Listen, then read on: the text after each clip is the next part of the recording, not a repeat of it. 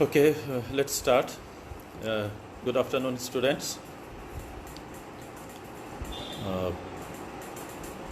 তোমরা জানো এখন একটু অন্যরকম সময় যাচ্ছে আমাদের। এই সময়ে সব কিছুই অন্যরকম। এর মধ্যেও আলহামদুলিল্লাহ আমি ভালো আছি এবং আশা করছি যে তোমরা যেখানে আছো তোমরাও ভালো আছো। আর একটা জিনিস কি, আমরা আসলে জানি না যে এইভাবে আমাদের আরও কতদিন থাকতে হবে। এই উদ্দেশ্যেই আমরা এখন এইরকম অনলাইনে কিছু কাজ শুরু করেছি, যাতে পড়াশোনার সাথে আমাদের কিছুটা যোগাযোগ থাকে। এই যোগাযোগটা এই জন্যই কারণ আমাদের এখন যে অবস্থা ছিল, আমরা যখন লকডাউন শুরু হয় তখন মেইনলি যারা একটা গ্রুপ ছিল যারা ফাইনাল প্রফ দিয়ে ভাইবার জন্য ওয়েট করছিল, আরেকটা গ্রুপ থার্ড প্রফ দিয়ে ফাইনাল ইয়ারে ওঠার জন্য অপেক্ষা করছিল। এই যে দুইটা ব্যাচ, তাদের জন্য খুব ক্রিটিক্যাল একটা সময় যাচ্ছে। That pertains to the replacement of missing teeth and oral tissues to restore oral maintain and oral form, function, appearance and health. অর্থাৎ আরও সোজা ভাষায় যদি বলতে চাই, দাঁত এবং দাঁতের সংশ্লিষ্ট যে টিস্যু যেগুলো আছে ওগুলোকে যদি আবার কোনো কারণে রিপ্লেস করার দরকার হয় এবং এগুলোকে ফাংশনিংয়ে আনা হয়, যেগুলোতে আমাদের অ্যাপিয়ারেন্স, হেলথ এগুলো আবার রেস্টোর হবে, এই জিনিসটা হচ্ছে প্রস্তোডন্টিক্স। এবং অনেক ধরনের ডেফিনেশন আছে, এগুলো তোমরা অলরেডি জানো। তো সেই প্রস্তোডন্টিক্সের আরেকটা পার্ট হচ্ছে রিমুভেবল পার্শিয়াল ডেঞ্চার। আরেকটু অন্যভাবে বলতে চাইলে বলা যায় পার্শিয়াল ডেঞ্চার। অর্থাৎ কীরকম ব্যাপারটা, ধরো এটা একটা ডেঞ্চার যেটাতে কি দেখা যাচ্ছে, সবগুলো দাঁত আছে। তাহলে এটাকে আমরা যেমন বলি ডেন্টুলাস। আবার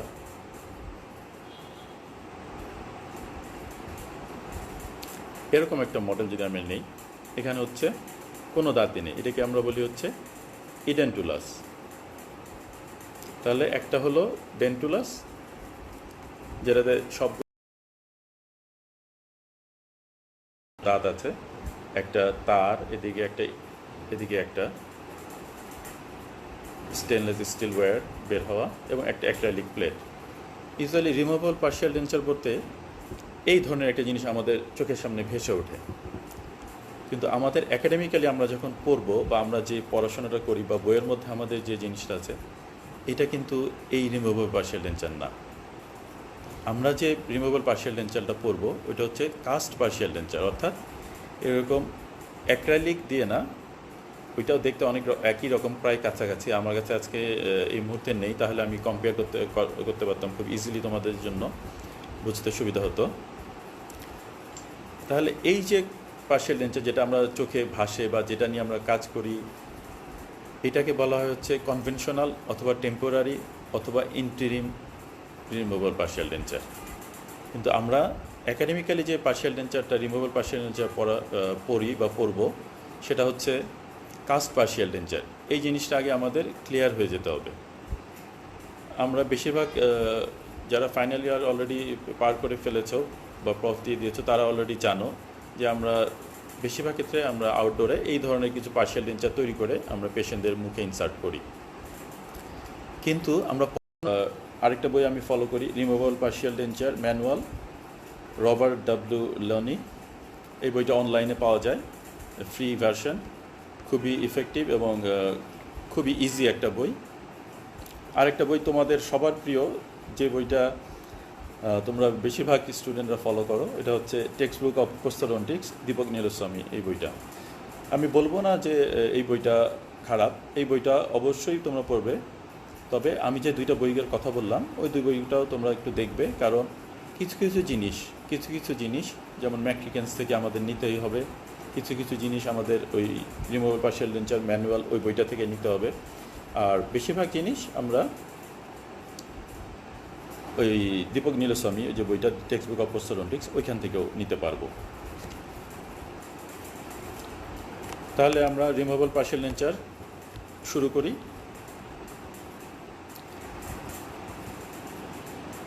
রিমুভেবল পার্শিয়াল ডেঞ্চার, প্রথমে হচ্ছে পার্শিয়াল ডেঞ্চার কি, আমি একটা ডেফিনেশন বলি। এই ডেফিনেশনটাই যে তোমাদেরকে দিতে হবে এরকম না, তোমরা যে বইগুলো বললাম যে কোনো বই থেকে তোমরা নিয়ে নিতে পারো। তো পার্শিয়াল ডেঞ্চারের ডেফিনেশন হচ্ছে a prosthesis that replace one or more but not all of the natural teeth. আরেকবার আমরা যেখানে ছিলাম, indications of removable partial denture, যে কোনো বই থেকে তোমরা নিতে পারো। তারপর আমি কয়েকটা ইন্ডিকেশন, ইম্পর্টেন্ট ইন্ডিকেশন আমি এগুলো একটু পড়ে শোনাই। Lengthy edentulous span, that is too long for a fixed prosthesis. Lengthy edentulous space, অর্থাৎ এই যে আমরা একটা মডেল দেখিয়েছিলাম, এখানে edentulous স্পেস দুইটা, অর্থাৎ সেকেন্ড প্রিমোলার এবং একটা মোলার নাই। কিন্তু এইখানে যদি আরও বেশি, আরও দুইটা, অর্থাৎ ফার্স্ট প্রিমোলার এবং ক্যানাইন এগুলোও যদি না থাকতো, তাহলে জায়গাটা edentulous স্পেসটা আরও বড় হয়ে যেত। এই সব ক্ষেত্রে যখন edentulous স্পেসের লেন্থটা বড় হয়ে যাবে, যেখানে আমার একটা ফিক্সড পার্শিয়াল ডেঞ্চার করা যাবে না, ওই সব ক্ষেত্রে আমি রিমুভেবল পার্শিয়াল ডেঞ্চার করব। এটা একটা ইন্ডিকেশন। খুব সোজাভাবে যদি বলি, আমার যে ইডেন্টুলাস স্পেসটা এটা যদি বেশ বড় হয়ে যায়, সাধারণত কোনো কোনো বইয়ে বলা থাকে 2 এর অধিক, অর্থাৎ 2টা দাঁত মিসিং হলে যে স্পেস হয় তার চেয়ে বেশি যদি হয়ে যায়, তখন ওই জায়গাটাতে ফিক্সড পার্শিয়াল করাটা নীতিগতভাবে ঠিক হয় না, যে কারণে তখন ওইখানে এটা হচ্ছে একটা indication. Second one, no posterior abutment for a fixed prosthesis. একটা জিনিস চলে আসছে যে ফিক্সড পার্শিয়াল ডেঞ্চার করা যাচ্ছে না, তাই রিমুভেবল পার্শিয়াল ডেঞ্চার করা হবে। এইটা থাকতেছে না, এইখানে ফিক্সড, এইটা না থাকলে ফিক্সড পার্শিয়াল ডেঞ্চার করা যাবে না, এইখানে আমরা রিমুভেবল পার্শিয়াল ডেঞ্চার করছি। তার মানে কিন্তু আরেকটা জিনিস, যে আমরা যদি অ্যাডভান্টেজের কথা চিন্তা করি, একটা রিমুভেবল পার্শিয়াল ডেঞ্চারের চেয়ে ফিক্সড পার্শিয়াল ডেঞ্চারের অ্যাডভান্টেজ বেশি। এই জন্যই যে ক্ষেত্রে ফিক্সড পার্শিয়াল ডেঞ্চার করা যাবে, ওইখানে কিন্তু আমরা রিমুভেবল পার্শিয়াল ডেঞ্চার করব না। এবার আরেকটু অন্য ধরনের কথা বলি, কথা প্রসঙ্গেই। ফিক্সড পার্শিয়াল ডেঞ্চারও আমরা এখন আসলে অ্যাডভান্টেজ কম, ওইটার চেয়ে ইমপ্ল্যান্টের কথা, আরও আধুনিক যে ট্রিটমেন্ট, ওইটার কথা চিন্তা করা হয়। অর্থাৎ এই যে ইডেন্টুলাস স্পেসটা ফিক্সড পার্শিয়াল ডেঞ্চার করলে সাপোর্টিং 2টা টুথে মডিফিকেশন করে ভালো 2টা দাঁতকে নিয়ে এখানে ফিক্সড পার্শিয়াল ডেঞ্চার করতে হয়। ইমপ্ল্যান্টের ক্ষেত্রে আরও ভালো, যেখানে কোনো সাপোর্টিং টুথেরই দরকার হয় না, ইডেন্টুলাস স্পেসটাতেই আমরা ইউটিলাইজ করে ফেলি। তার মানে আমরা যদি একটা ইডেন্টুলাস স্পেস পাই, কাউকে যদি জিজ্ঞেস করা হয় এখানে কি কি করা যাবে, আমরা যদি অ্যাকর্ডিং টু অ্যাডভান্টেজ চিন্তা করি, তাহলে প্রথমেই বলবো হচ্ছে এখানে কি করা যাবে, ইমপ্ল্যান্ট করা যাবে, তারপর কি করা যাবে, ফিক্সড পার্শিয়াল ডেঞ্চার করা যাবে, তারপর কি করা যাবে, তারপর হচ্ছে রিমুভেবল পার্শিয়াল ডেঞ্চার, ওইটা বসিয়ে দিতে পারি ইমিডিয়েটলি। এই ক্ষেত্রেও আমরা রিমুভেবল পার্শিয়াল ডেঞ্চার করতে পারি, ইউজ করতে পারি।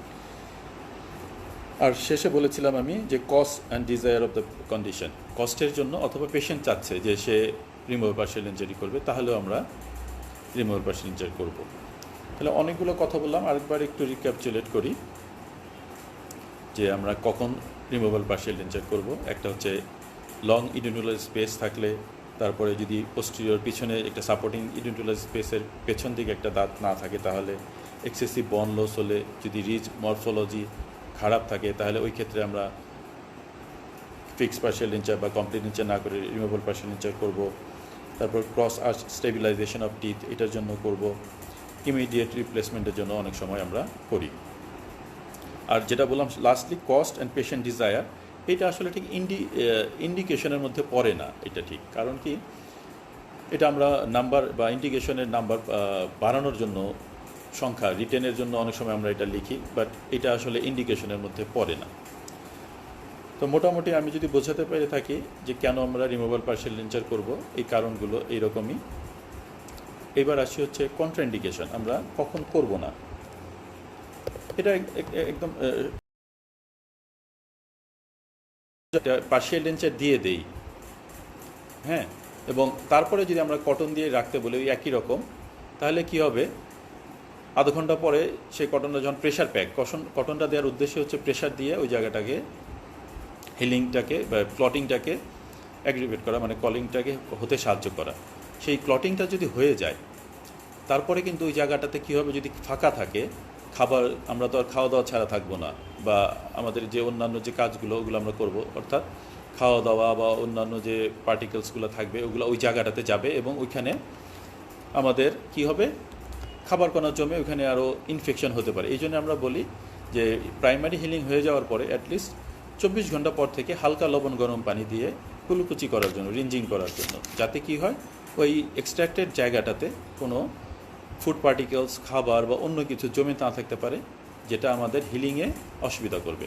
তো আমরা যদি এক্সট্রাকশন করার পরে ইমিডিয়েটলি একটা পার্শিয়াল ডেঞ্চার ওইখানে একটা দিয়ে দিতে পারি, তাহলে কিন্তু ওই আধ ঘন্টার কামড় দিয়ে রাখার পরে, তারপরে যে কটন দিয়ে তো কামড় দিয়ে রাখবেই, তাহলে কিন্তু আধ ঘন্টা পরে যখন সে ওই কটনটা ফেলে দিবে, ডেঞ্চারটা থাকবে ওইখানে, অন্যান্য ফুড পার্টিকেলস যে হিলিংয়ে ডিসরাপশন করতে পারবে না, অর্থাৎ তার হিলিংটা আরও ভালো হবে বলা হচ্ছে। এবং আমরা যে এটার পার্টসগুলো আলোচনা, এটা যেমন ক্ল্যাপস, বেস আর হচ্ছে স্যাডেল, এই 3টা জিনিস দিয়েই শেষ। কিন্তু তোমরা যদি যখন বয়ে যাবে, বয়ে দেখবে যে একটা জিনিস component parts of partial denture হিসাবে 7টা জিনিসের কথা বলা হয়েছে। Number 1 major connector, minor connector, rest, direct retainer, indirect retainer, denture base and artificial teeth. আমি আরেকবার বলি, parts of removable partial denture আমরা যখন বললাম 7টা, তার মানে এটা হচ্ছে cast partial denture, not conventional partial denture. এই যে যেটা দেখা যাচ্ছে এটা হচ্ছে কনভেনশনাল পার্শিয়াল ডেঞ্চার। এইটার পার্টস নিয়ে আমরা আলোচনা করছি না, বা আমাদের বইয়ে কিন্তু এইটা নিয়ে আলোচনা করা হয় না। আমরা প্রথম থেকে এটা মাথা থেকে রাখি, আমরা ল্যাবে বা আউটডোরে এটা নিয়ে কাজ করি, কিন্তু আমরা যখন পড়ালেখা করব ওইটা হচ্ছে কাস্ট পার্শিয়াল ডেঞ্চার, এবং ওইটার পার্টস হচ্ছে 7টা। পার্টসগুলো কী কী? Major connector, minor connector, rest, direct retainer, indirect retainer, denture base, artificial teeth. তোমরা যদি যে কোনো টেক্সট বই, আমি যেগুলো নাম বললাম, ম্যাকট্রিকেন্স রিমুভেবল পোস্থোডন্টিক্স, অথবা টেক্সট বুক অফ পোস্থোডন্টিক্স দীপক নীলস্বামী, অথবা রিমুভেবল পার্শিয়াল ডেঞ্চার যে ম্যানুয়াল, যে বইগুলো বা যে কোনো বই নাও, তাতে সেখানেই তোমরা যে পার্টসগুলো পাবে ওইটা হচ্ছে cast partial denture. Minor connector, minor কানেক্টরটা কি? A unit of a partial denture which connects the other components like direct retainer, indirect retainer, denture base, etc.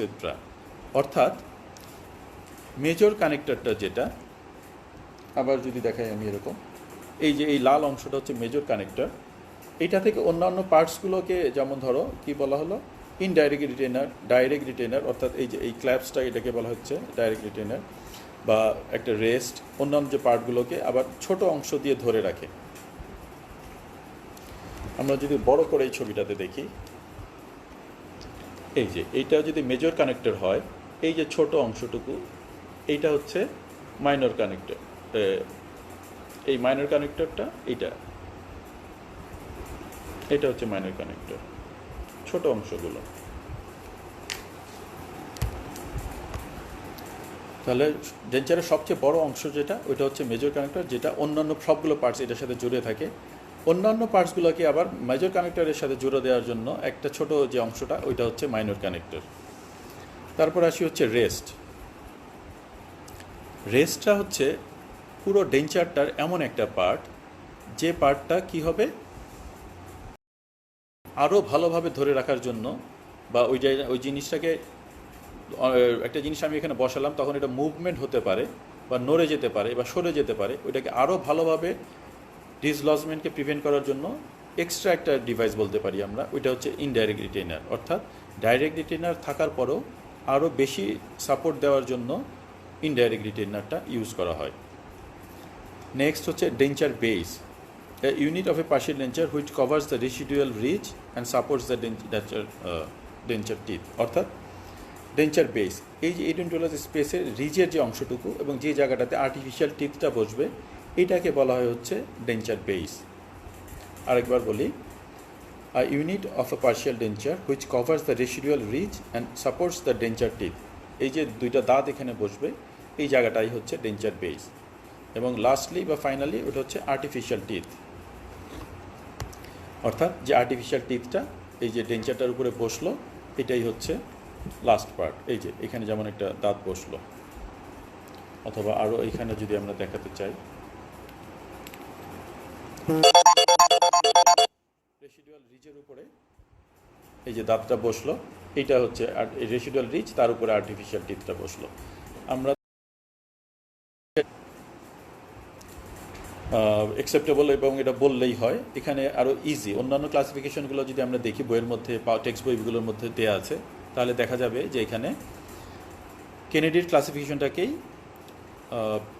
মানে সবাই মোটামুটি আমরা অ্যাকসেপ্টেবল বা ইজি বলা যায়। এছাড়া আমি যদি আরও কয়েকটা নাম বলি, Kumar's, Kennedy, neuro, স্কিনার্স, অ্যাপ্লিকেটস, modification, classification, এরকম আরও অনেকগুলো নাম বলা যাবে। যাই হোক, তো কেনেডির যে ক্লাসিফিকেশনটা আমরা সবচেয়ে বেশি ফলো করি, ওইটা কী করে এই এইডেন্টুলাস স্পেসের উপর ডিপেন্ড করে ক্লাসিফিকেশনগুলো করা হয়। 4টা ক্লাসিফিকেশন করা হয়, অর্থাৎ class 1, class 2, Kennedy class 1 classification, Kennedy class 2 classification, Kennedy class 3 classification, and Kennedy class 4 classification for removable partial denture. এই রিমুভেবল পার্শিয়াল ডেঞ্চারটা কাস্ট পার্শিয়াল ডেঞ্চার হতে পারে অথবা কনভেনশনাল হতে পারে, যেটাই হোক। তো প্রথমে একটা হচ্ছে class 1, bilateral edentulous areas located posterior to all remaining teeth. আবার বলি, class 1, bilateral edentulous areas located posterior to all remaining natural teeth.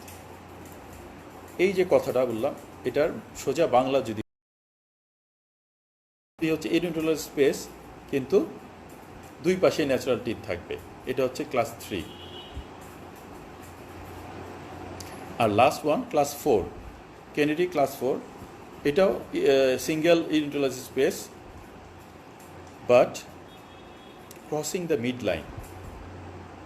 Crossing the mid line অর্থাৎ আমার সামনের দিকে ইডেন্টুলাস স্পেস থাকতে হবে। অ্যান্টেরিয়র টুথের ক্ষেত্রে ইডেন্টুলাস স্পেসটা হতে হবে। ধরে নিচ্ছি ধরে নিলাম আমার 2টা সেন্ট্রাল ইনসাইজার নাই, তার মানে কি আমার মিড লাইন থেকে দুই দিকেই ফাঁকা। যদি মিড লাইন থেকে একটা সেন্ট্রাল ইনসাইজার না থাকতো তাহলে এটা বাউন্ডেড হতো, অর্থাৎ দুই দিকেই ন্যাচারাল টিথ আছে, কিন্তু যেহেতু মিড লাইন ক্রস করে নাই তাহলে এটা ক্লাস 3-র মধ্যে পড়ে যেত। কিন্তু যখন আমার 2টা সেন্ট্রাল ইনসাইজার থাকবে না এবং সাথে আরও মিসিং থাকতে পারে, তখন ওইটাকে বলা হবে হচ্ছে ক্লাস 4, কেনেডি ক্লাস 4 ইডেন্টুলাস স্পেস। অর্থাৎ যখন অ্যান্টেরিয়রলি মিড লাইনটা ক্রস করে যাবে, ইডেন্টুলাস স্পেসটা থাকবে হচ্ছে মিড লাইনে, এবং এটা মিড লাইনটা দুই পাশে ইডেন্টুলাস, অর্থাৎ 1 সেন্ট্রাল ইনসাইজার দুইটাই যখন মিসিং থাকবে, ওই ধরনের কেসগুলোকে আমরা বলবি হচ্ছে কেনেডি ক্লাস 4 ক্লাসিফিকেশন। তাহলে আমরা ক্লাসিফিকেশন খুব সোজাভাবে যদি বলি, এই জিনিসগুলো একদম প্রথমেই স্পেসটাকে নিয়ে ক্লাসিফিকেশন। আর আরেকটা ক্লাসিফিকেশন আমরা করলাম হচ্ছে ডেঞ্চারটা যে বসবে ওইটা কাকে ধরে রাখবে ওইটার উপর ডিপেন্ড করে। যদি শুধু টুথ থেকে সাপোর্ট নেয় তাহলে হচ্ছে টুথ সাপোর্টেড ডেঞ্চার, আরেকটা বললাম হচ্ছে tooth and tissue supported denture.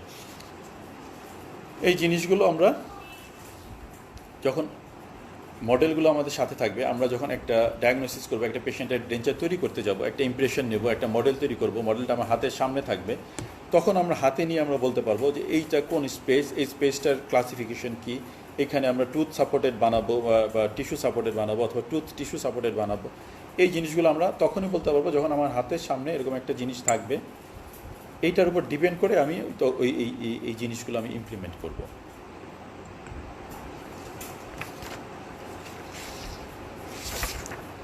আমাদের অবজেক্টিভসের মধ্যে ছিল আমরা আজকে যা যা কভার করতে চাচ্ছিলাম: ক্লাসিফিকেশন, ইন্ডিকেশন, কন্ট্রাইন্ডিকেশন, ডেফিনেশন, পার্টসগুলো বললাম। আচ্ছা, আরেকটা জিনিস হচ্ছে অ্যাপ্লিগেটস রুল। নামটা জেনে রাখো, অ্যাপ্লিগেটস রুল। অ্যাপ্লিগেটস আরেকজন সায়েন্টিস্ট, উনি কিছু রুলস তৈরি করেছিলেন। এটাকে অনেকটা বলা যায় হচ্ছে সাপোর্টিং, অর্থাৎ কেনেডির যে ক্লাসিফিকেশনটা যে করলো একদম,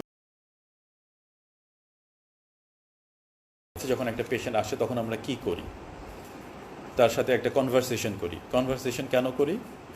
একটা ডায়াগনোসিস করার জন্য, যে কেন সে কি চায়, তার কি অবস্থা, তাকে যাচাই করার জন্য আমরা এই কাজটা করি। তাহলে আমরা যদি স্টেপসগুলো শুরু করতে চাই, তাহলে প্রথমে স্টেপসটা হবে কি? ডায়াগনোসিস। আমরা ডায়াগনোসিসের অনেকগুলো পার্ট আছে। ডায়াগনোসিসের মধ্যে হচ্ছে হিস্ট্রি টেকিং, কনভারসেশন, এক্সামিনেশন, আরও অনেক ডিটেলসে বলা যাবে। আমরা আগে ধরে নিচ্ছি যে ডায়াগনোসিস, অর্থাৎ আমরা পেশেন্টের সাথে কথা বলবো, তার হিস্ট্রি নিব, ক্লিনিক্যাল এক্সামিনেশন করব, তার সম্বন্ধে কিছু ইনফরমেশন নিব, তারপরে আমরা কি করব, তাকে আমরা ডায়াগনোসিস করব যে হ্যাঁ, যে আপনার একটা রিমুভেবল পার্শিয়াল নেচার আমরা তৈরি করব। এই ডায়াগনোসিস নিয়ে আরও একটা পুরো ক্লাস হতে পারে। তাহলে ফার্স্ট স্টেপস হচ্ছে diagnosis. Diagnosis includes history taking, clinical examination. হয়ে গেল। আমরা এবার ডিসাইড করলাম যে হ্যাঁ, আমরা একটা কী করব, রিমুভেবল পার্শিয়াল নেচার তৈরি করব। এরপরের কাজ হচ্ছে আমাদের একটা ডায়াগনস্টিক কাস্ট তৈরি করা। আমরা পেশেন্টের একটা ইমপ্রেশন নিব, প্রাইমারি ইমপ্রেশন নিব, নিয়ে একটা মডেল তৈরি করব। এই মডেলটা তৈরি করে আমরা কি করব, পেশেন্ট স্টাডি করা শুরু করে দিলাম, করে সার্ভেইং করে আরও কিছু পয়েন্টস বের করলাম। এই যে জিনিসগুলো আমি বের করলাম, এইগুলো এখন আমি কি করব, ট্রিটমেন্ট প্ল্যান করব। এগুলোকে নিয়ে আমি ট্রিটমেন্ট প্ল্যান করব যে আমার তাহলে এই জায়গাটার উপরে আমার এই কাজগুলো করতে হবে। এবং এই কাজ করার জন্য আমাদেরকে কি করতে হবে, ওটাকে আমরা বলেছি মাউথ প্রিপারেশন। অর্থাৎ মুখে যে এইটা তো আমরা মডেলের মধ্যে চিন্তা করলাম, মডেলের মধ্যে বের করলাম, আর পেশেন্টের এক্সামিনেশন করে কিছু বের করলাম। এখন যে অ্যাবনর্মালিটিসগুলো ছিল বা যে পয়েন্টসগুলো আমরা ভালো যেগুলো ইউজ করব বা ট্রিটমেন্ট প্ল্যানের জন্য আমার যে জিনিসগুলো লাগবে, ওগুলো আমি মুখের মধ্যে, অর্থাৎ পেশেন্টের মুখের মধ্যে যে জায়গাটা, এই যে এডোডাল স্পেসটা, এইখানে তৈরি করব। বা ধরো পেরিওডন্টাল কন্ডিশন যদি ভালো না থাকে, ওইটার ভালোর জন্য আমরা রুট প্ল্যানিং, স্কেলিং করব। যদি কোনো ভাঙা দাঁত থাকে ওইটার ট্রিটমেন্ট করব, ক্যারিজ থাকলে ওইটার ট্রিটমেন্ট করব, যদি কোনো ব্রোকেন ডাউন রুট থাকে ওইটা এক্সট্রাকশন করব। যদি দেখা যায় যে রেসিডুয়াল রিজের কন্ডিশন খারাপ, ওইখানে আমি বোন গ্রাফটিং করতে পারি। যদি এখানে দেখা যায় যে টুথটা ইনক্লাইন্ড, অর্থাৎ বাঁকানো, তাহলে ওটাকে আমি সোজা করার জন্য যদি আমার কিছু অংশ ঘষে ফেলতে হয়, ওইটা আমি ঘষে ফেলবো। এই যে বিভিন্ন ধরনের কাজগুলো আছে, মাউথ প্রিপারেশন, এই সব কিছুকে আমরা বলি হচ্ছে মাউথ প্রিপারেশন। অর্থাৎ আমাদের পেশেন্টের কাছ থেকে হিস্ট্রি নিয়ে এবং ল্যাবরেটরি স্টেপসগুলো সব যাব। তারপরে আর্টিফিশিয়াল টুথ বসানোর পরে আমরা কী করব, অক্লুশন চেক করব। আমরা আর্টিকুলেটরের নাম জানি। আর্টিকুলেটর একটা ডিভাইস যেটা কি করে, আমার আপার এবং লোয়ার জ দুইটাকে, আমি পেশেন্টের আপার এবং লোয়ার জকে যখন আমি এভাবে করব, ওই ডিভাইসটার মধ্যে এরকম আমি রিপ্লেস করতে পারি। আমার পেশেন্টের মুখের মধ্যে আপার এবং লোয়ার জ কেমন হবে, কি রিলেশনে দাঁতগুলো আছে, ওইটা আমি ওই আর্টিকুলেটরের মধ্যে দেখতে পারি। অর্থাৎ আমার মডেলগুলোকে আমার আর্টিকুলেট করে আমার চেক করতে হবে। ল্যাবরেটরি প্রসিডিউরের পরে অক্লুশন চেক করতে হবে, অর্থাৎ আর্টিফিশিয়াল দাঁতটা বসানোর পরে ওইটা মুখের মধ্যে যেভাবে ছিল ওই রকম হয় কি না, ওইটা আমাকে অক্লুশনে, এই সোজা কথায় বলতে চাইলে অক্লুশনে আমি ওটা দেখব। তারপর আমি ওইটা এরপর ল্যাব, যখন অক্লুশন ঠিক থাকবে তখন আমি ওইটা বাকি ল্যাব প্রসিডিউরগুলো শেষ করব। অর্থাৎ আমরা যেটাকে বলি হাফ ফ্লাস্কিং, ফুল ফ্লাস্কিং, ডি ওয়াক্সিং, তারপর হচ্ছে কিউরিং, অ্যাক্রাইলিক রেজিনের প্যাকিং, তারপরে কিউরিং, তারপর হচ্ছে ফাইনাল প্রসেসিস ফিনিশিং, এবং তারপর হচ্ছে ইনসারশন অফ দ্য পেশেন্ট, এবং পেশেন্টের মুখে আমরা দিয়ে দিই। এই হচ্ছে প্রথমে একটা পেশেন্ট আসার পরে এই স্টেপসগুলো আমরা ফলো করি। আচ্ছা, একটা কোশ্চেন আছে, এটা আমি পরে বলছি। আমি একটু আগেও বলেছিলাম যে এটা হচ্ছে ক্লিনিক্যাল ক্লাস। আমরা যখন কনভেনশনাল ক্লাসে যাই তখন আমাদের ডিভাইসগুলো আমাদের সাথে আজকের জন্য যেগুলো দরকার ছিল, যেমন সার্ভেয়র, একটা কাস্ট পার্শিয়াল ডেঞ্চার, তারপরে বিভিন্ন ক্লাসিফিকেশনের মডেলগুলো, ওগুলো আমরা সাথে নিয়ে যাই এবং ওগুলো আমরা ক্লিনিক্যালি তোমাদের হাতে দিয়ে তোমাদেরকে বোঝাই যাতে তোমাদের সুবিধা হয়। এরকম এই অনলাইনে, আর এখন অনলাইনও সম্ভব, কিন্তু এখন আমাদের সেই প্রিপারেশন ছিল না। এখন আমার বাসায় যতটুকু ছিল সেই ততটুকু নিয়েই তোমাদের সামনে হাজির হওয়া। আমি জানি না তোমাদেরকে কতটুকু বোঝাতে পেরেছি।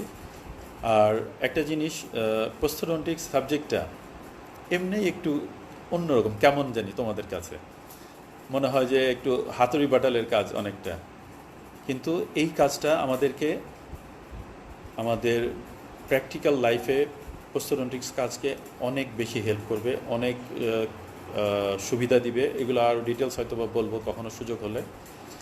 এটাকে নেগলেক্ট করার কোনো সুযোগ নেই, কারণ আমাদের ডেন্টিস্ট্রির অনেক বড় একটা পার্ট প্রস্থোডন্টিক্স। তো ক্লিনিক্যালি আমরা যখন দেখব এই জিনিসগুলো আমাদের আরও ক্লিয়ার হয়ে যাবে। আশা করি তোমরা কিছুটা হলো হয়তো ওইখানে যদি আমরা একটা ডেঞ্চারতে বোঝাচ্ছি এরকম একটা জিনিস আমি তৈরি করে দিলাম। আর কাস্ট পার্শিয়াল ডেঞ্চার এখানে তো মাত্র 3টা পার্ট কনভেনশনালের, আর কাস্ট পার্শিয়াল ডেঞ্চার হচ্ছে আরও বেশি, 7টা পার্ট আমি তোমাদের বলেছিলাম। তো এতগুলো পার্ট যখন এখানে থাকবে তখন ওইটার মধ্যে বিভিন্নভাবে ফুড জমা হবে। আমরা তো আর খাওয়া দাওয়া ছেড়ে দেবো না। আমরা একটা ডেঞ্চার করার পরে আমরা চাই খাওয়া দাওয়া আরও ভালো করা যাবে। তাহলে কি এইটা যখন এই যে ক্ল্যাপসগুলো থাকবে, যে তারের মধ্যে দেখা যাচ্ছে এগুলোর মধ্যে খাবার আটকাবে, তারপরে এই যে বিভিন্ন জায়গায় এইসব জায়গায় খাবার আটকাবে। তো যার ওরাল হাইজিন খারাপ তার মানে সে কেয়ারফুল না, তাহলে সে এটা ঠিক মতো পরিষ্কার করবে না, তার জন্য তাহলে এইটা আরও খারাপ হবে। ইন দ্যাট সেন্স এগুলো হচ্ছে কন্ট্রাইন্ডিকেশন। তারপর কন্ট্রাইন্ডিকেশন কি হতে পারে আর একটু দেখে বলি।